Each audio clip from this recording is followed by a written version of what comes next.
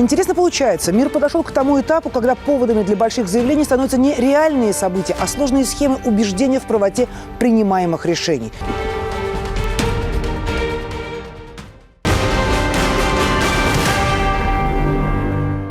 В креслах и с флагами ЕС в куче навоза. Судьба Европейского Союза сейчас на грани краха. Мы имеем дело с политической конструкцией, которая так и не смогла разрешить принципиальные разногласия. Как в карточном домике. Одна карта соскальзывает, и обрушения уже не избежать. Интересы народов Европы слишком сильно расходятся. В этом и заключается провал европейской интеграции за последние 70 лет. Вот что происходит на наших глазах. Никита Гусенков, итоги недели, телекомпания НТВ.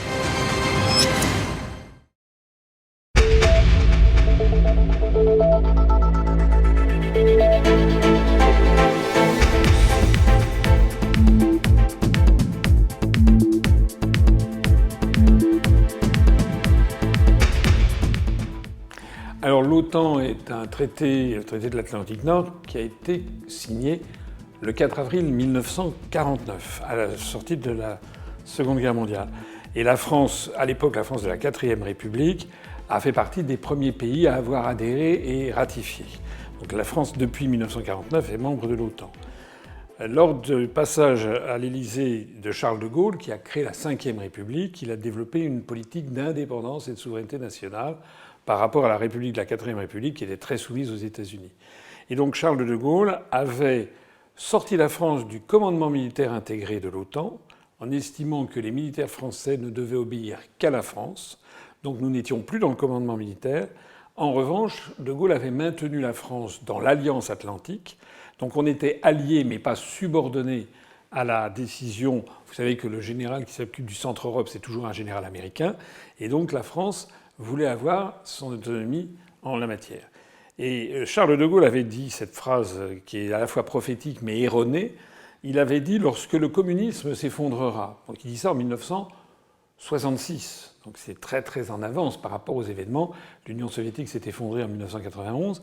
De Gaulle avait anticipé que le communisme s'effondrerait, mais il avait dit « lorsque le communisme s'effondrera, l'OTAN disparaîtra ».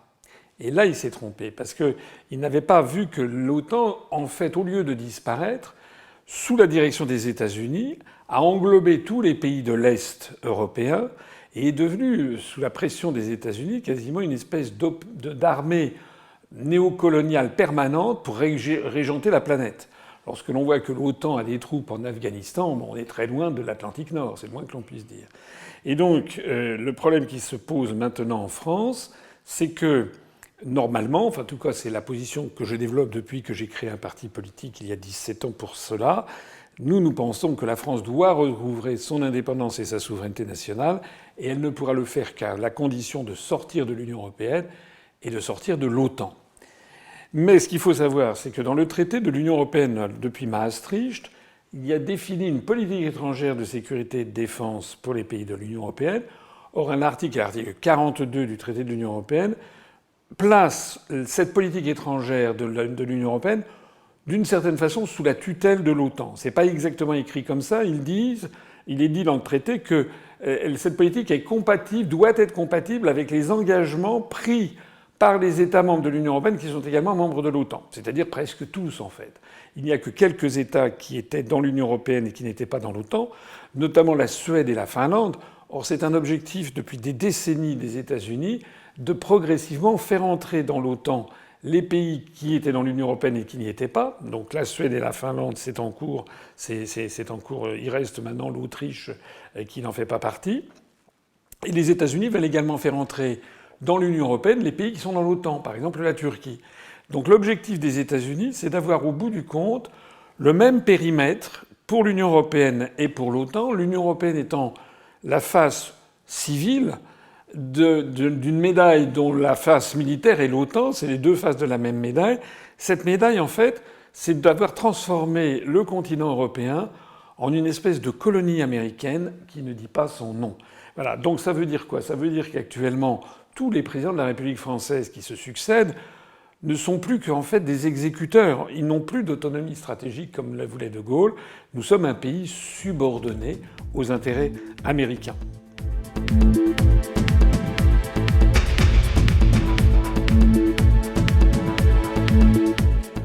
c'est ce que je viens d'ailleurs de dire tout à l'heure. Il ne faut plus voir la France comme un pays libre et souverain comme elle l'était du temps de Charles de Gaulle. Je fais partie des millions de Français qui le regrettent. Je me bats pour revenir à ce que devrait être la France. Je rappelle que étymologiquement, la France, c'est le pays des hommes libres, le pays des Franken, ça veut dire les hommes libres. Donc nous nous battons pour que la France redevienne ce qu'elle était, une puissance libre et souveraine. Mais ça n'est plus le cas. Et actuellement, il faut bien comprendre que les pays de l'Union européenne sont dans une situation un peu comparable à ce qu'étaient les pays du pacte de Varsovie du temps de l'URSS. C'est-à-dire, on disait en Occident que c'était des pays satellites. Ben, nous sommes maintenant devenus des pays satellites de Washington. Donc lorsque un pays prend une décision, vous avez tous les autres qui vont faire la même chose. On a vu que l'Union européenne a décidé de centraliser la fabrication d'obus pour les envoyer en Ukraine contre la Russie. Ça n'est prévu d'ailleurs dans aucun des traités. Mais vous avez le commissaire européen français Thierry Breton qui s'est chargé de ça, et tous les pays acquiescent à ça parce qu'ils n'ont pas le choix en fait. Nous avons des dirigeants qui en fait sont devenus des domestiques en fait des intérêts géopolitiques américains. Notez bien d'ailleurs que le Royaume-Uni est sorti de l'Union européenne, mais est un membre éminent de l'OTAN, très proche des États-Unis. Et donc là, la dernière chose qu'il y a en date, c'est vous avez vu que Rishi Sunak, le Premier ministre britannique, a signé un accord militaire de soutien avec l'Ukraine qui va très très loin. Et qu'est-ce que l'on apprend ? Mais on apprend que le président Macron a décidé de faire pareil. Et donc la France va signer, nous sommes aujourd'hui le jeudi 15 février, demain le 16 février, on apprend ça aujourd'hui. Il n'y a eu aucun débat dans l'opinion publique, aucun débat au Parlement. M. Macron tout seul décide de signer un accord de soutien militaire à l'Ukraine contre la Russie. Ça veut dire, c'est extraordinairement grave. C'est-à-dire que le peuple français, d'une certaine façon, on ne lui demande pas son avis, il est pris en otage pour entrer en guerre potentiellement contre la Russie. Et je peux vous dire qu'il y a en France, à mon avis, on ne sait pas, on n'a pas fait de référendum, mais à mon avis, il y a une large majorité de Français qui ne veulent pas entrer en guerre contre la Russie, tout simplement, qui considèrent que ça n'est finalement pas notre conflit. Il y a donc un divorce entre les classes dirigeantes et une grande majorité de la population. Ça, c'est important à comprendre. Je crois d'ailleurs que les autorités russes au plus haut niveau l'ont compris, justement. Ce qu'il faut comprendre, c'est que c'est pareil en Allemagne. Et que le chancelier Scholz, qui a décidé de relancer la fabrication de munitions allemandes, d'armes allemandes, moi, je fais partie d'une génération, moi, quand j'étais petit, mon grand-père, qui avait vécu, et mes parents qui avaient vécu la Seconde Guerre mondiale, se méfiaient des Allemands. Bon, moi, j'avais un grand-père qui m'expliquait quand j'étais petit que heureusement qu'on avait eu les Russes, parce que c'était les Russes qui nous avaient sauvés d'Hitler. Vous savez qu'ensuite, on a eu une propagande en France, comme dans les pays occidentaux, pour nous faire croire que c'est les Américains qui nous ont sauvés d'Hitler. C'est vrai que les Américains ont débarqué le 6 juin 1944 en Normandie, mais ceux qui ont cassé Hitler à la bataille de Stalingrad, à la bataille de Koursk, évidemment, ce sont les Soviétiques. Mais beaucoup de jeunes Français ne le savent même pas, on leur a caché ça. Et de la même façon, actuellement, donc les Allemands, les Français, on les engage dans une voie que fondamentalement ils ne veulent pas, mais leurs dirigeants n'ont pas le choix. Ils sont comme les dirigeants des pays de l'Est européen du temps où on parlait des pays satellites.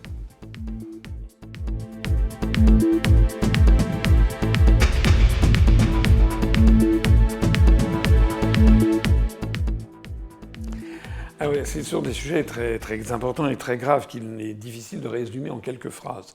Ce qu'il faut comprendre aussi, c'est que au sein des États-Unis eux-mêmes, il y a un conflit entre la grande masse de la population et ce que certains appellent l'État profond américain. C'est-à-dire que Donald Trump, qui est une personnalité avec des qualités et des défauts, qui est un peu fantasque, qui est un peu original, il est quand même proche du peuple américain. Je rappelle que c'est le seul président depuis plus d'un siècle à ne jamais avoir déclenché de guerre.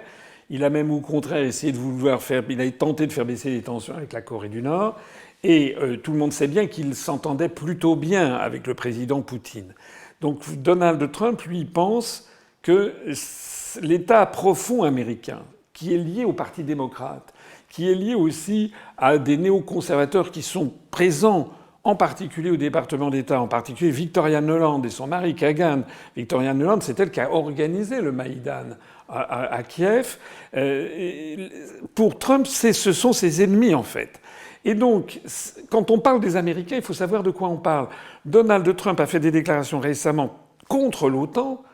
Et ce qu'il faut comprendre, c'est que les dirigeants européens actuellement en place dépendent non pas des Américains au sens large, mais de l'État profond américain et du Parti démocrate. Donc, l'année 2024 va être extraordinairement importante parce qu'on va voir ce qui va se passer. Si d'aventure Trump est réélu président des États-Unis, il a indiqué qu'il terminerait la guerre en Ukraine en 24 ou 48 heures, tout simplement parce qu'il arrêtera de mettre sous pression les dirigeants européens pour qu'ils fournissent des guerres et des munitions. Alors, les dirigeants européens sont donc dans une situation assez incroyable, un peu comparable d'une certaine façon aux dirigeants de l'Est européen lorsqu'il y a eu le début de l'effondrement de l'URSS et notamment lorsque Gorbatchev a donné son accord à la fin du mur de Berlin. Rappelez-vous cette histoire. Vous avez eu des dirigeants de l'Est européen, comme Erich Honecker en République démocratique allemande, comme Todor Zhivkov en Bulgarie, qui se sont sentis trahis par leurs propres parrains, si j'ose dire. C'est-à-dire que d'un seul coup, venant de Moscou, il y avait des décisions de fin du glacis géopolitique, et donc ils se sont sentis trahis et dupés. C'est un peu la même chose en miroir, c'est-à-dire que les dirigeants de l'Ouest européen, ils considèrent en fait un peu Trump comme un nouveau Gorbatchev, c'est-à-dire que eux, ils sont bien tranquilles avec la force de l'OTAN qui les domine et qui les protège, et d'un seul coup, ils voient que ça risque de s'effondrer.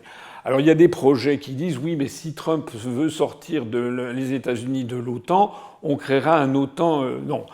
Vous savez, moi j'ai une métaphore sur ce genre de choses. Je pense que c'est comme l'URSS en fait.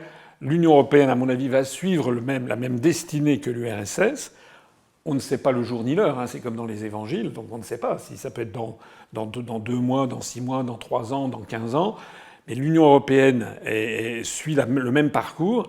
Et lorsque une carte commence à glisser dans un château de cartes, vous ne pouvez pas arrêter, tout s'effondre. Voilà. C'est-à-dire, je ne crois pas que si les États-Unis sortent de l'OTAN, je ne crois pas que l'OTAN résistera.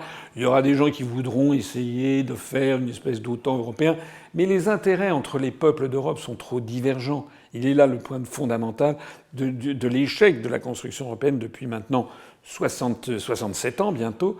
C'est que nous avons affaire à une construction politique qui n'a jamais réussi à surmonter l'irréductible divergence d'intérêts entre les peuples européens.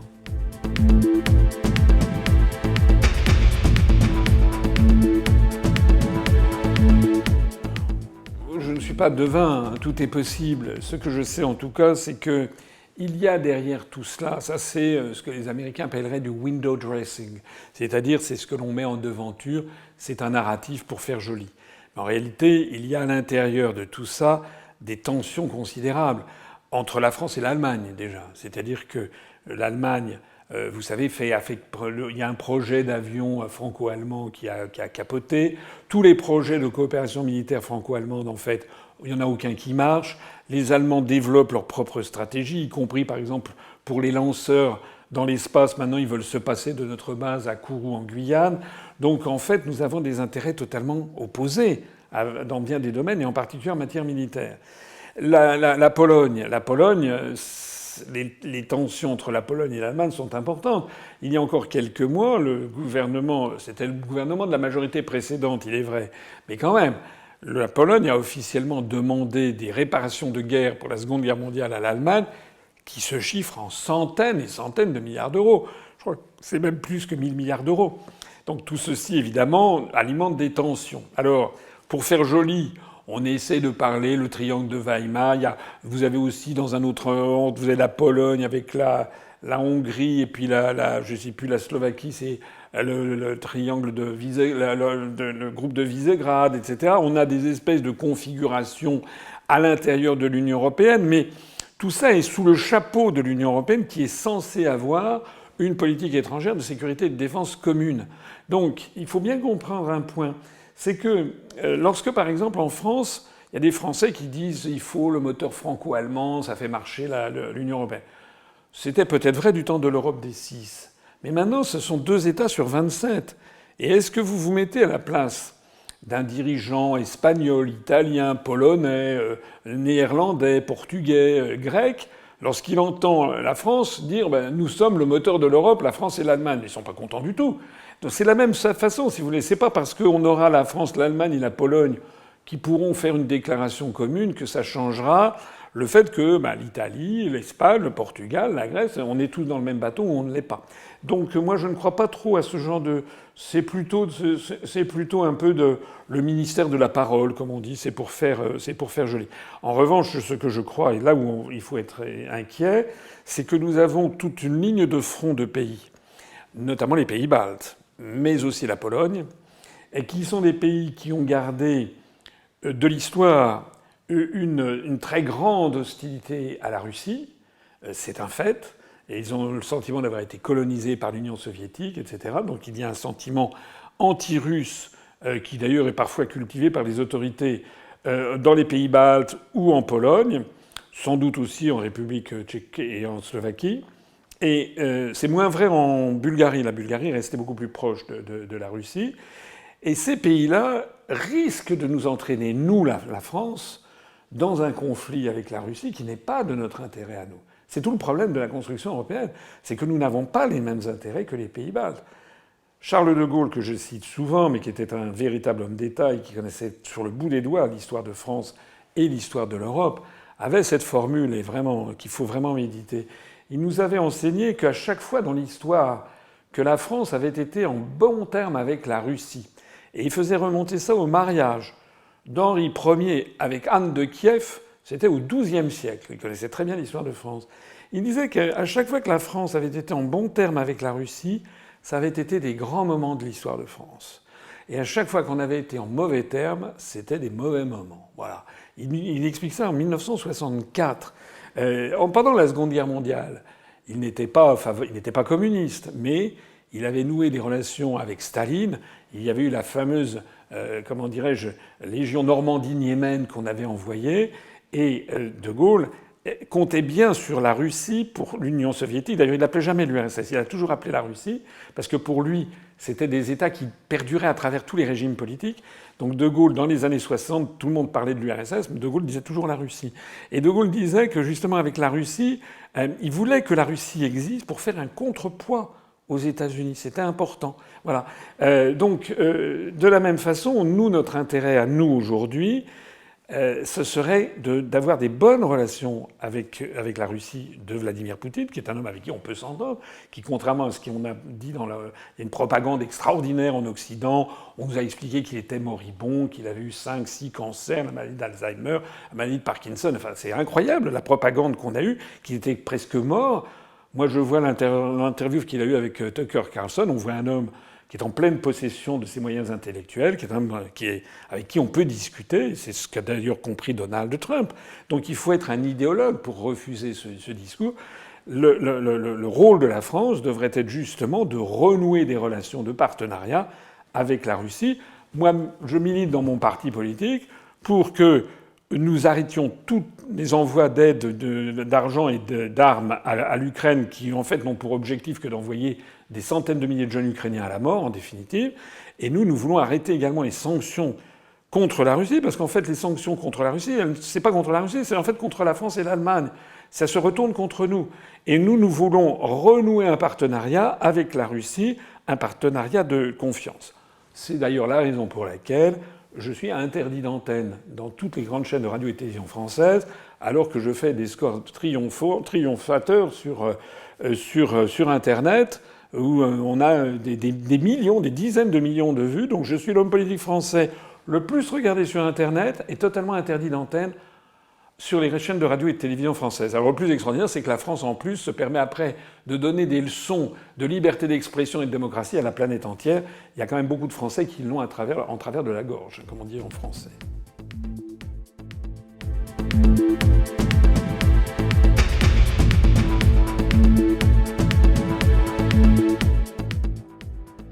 Je dirais que ça, c'est la personnalité de Donald Trump. qui parle un peu comme l'américain de la rue, comme on dit, le peuple américain. C'est-à-dire que parfois il lance des formules à l'emporte-pièce, comme on dit en français. Ce qui est certain, c'est qu'il estime que l'OTAN coûte très cher, que beaucoup de pays ne respectent pas la limite de 2% de leur produit intérieur brut consacré à leur défense militaire. Ce sont d'ailleurs des choses qui ont évolué parce que ça fait des années que, même avant Trump, les présidents américains protestaient.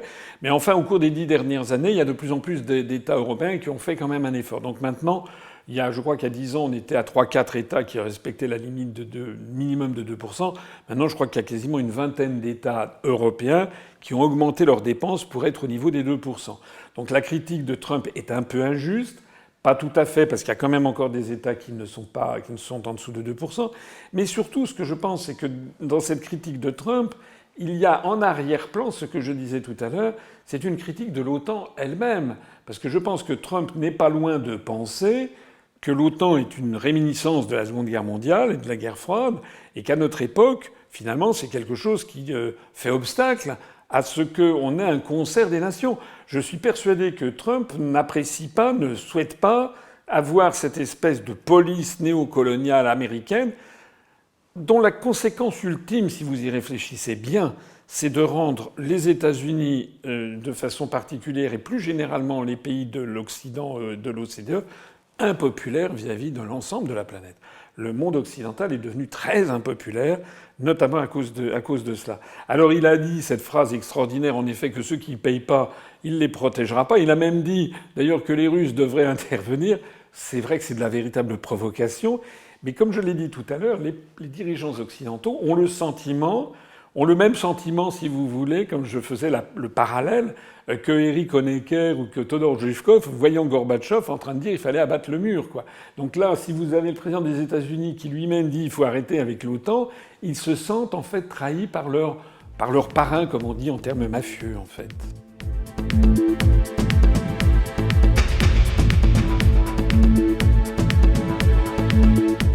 Alors, je pense que, d'abord, c'est pas sûr, mais si Trump était élu président des États-Unis, il a fait savoir non seulement qu'il arrêterait très rapidement le conflit en Ukraine, ça je pense qu'il le ferait, il a fait savoir aussi qu'il, comme on dit selon une expression antique, il nettoierait les écuries d'Augias.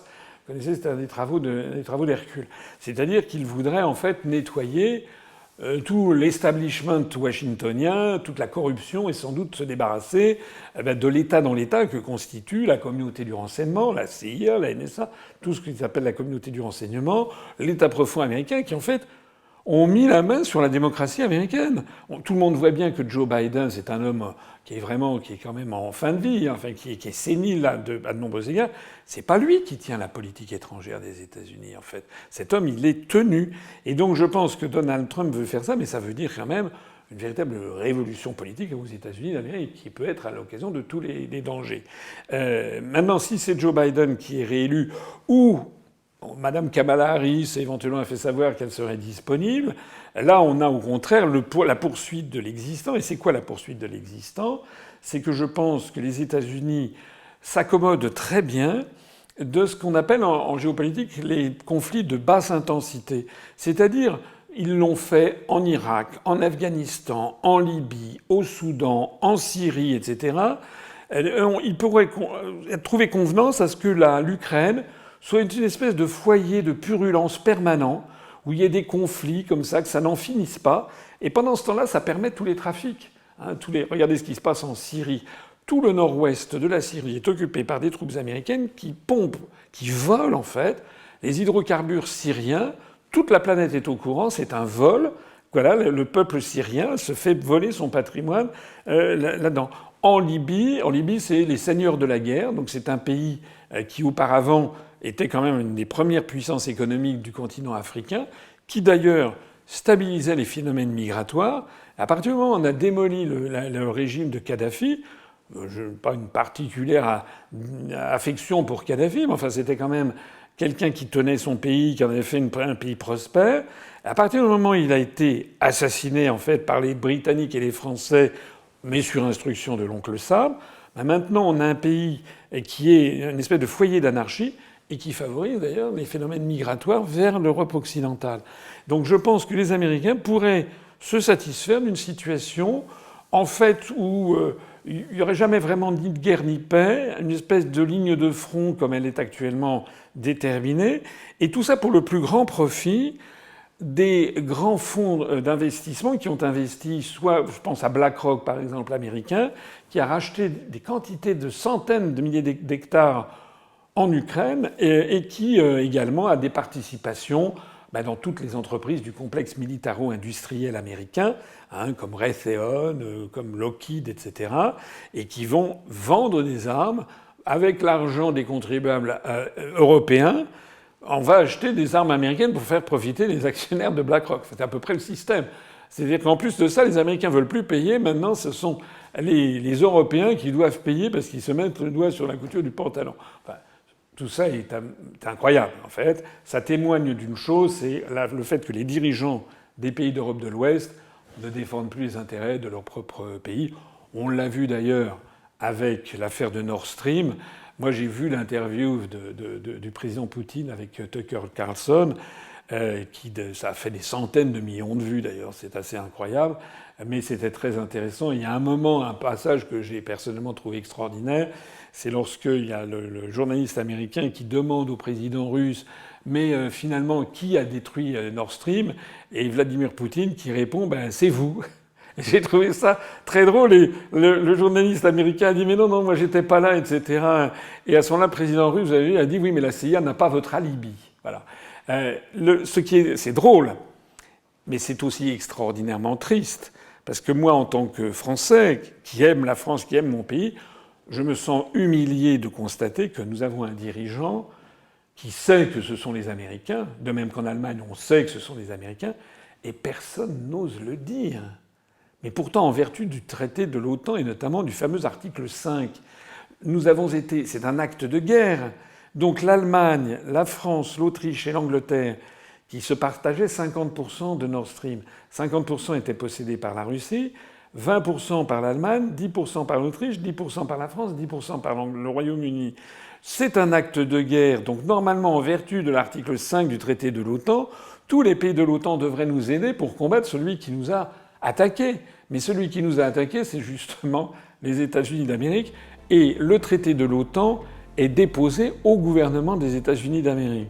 Pour sortir de l'OTAN, il suffit de mettre en œuvre un article, l'article 13, qui prévoit qu'on prévient le gouvernement des États-Unis d'Amérique qu'on sort de l'OTAN et un an après, on en sort de plein droit. C'est ce que nous, en tout cas, on propose aux Français et pour la France.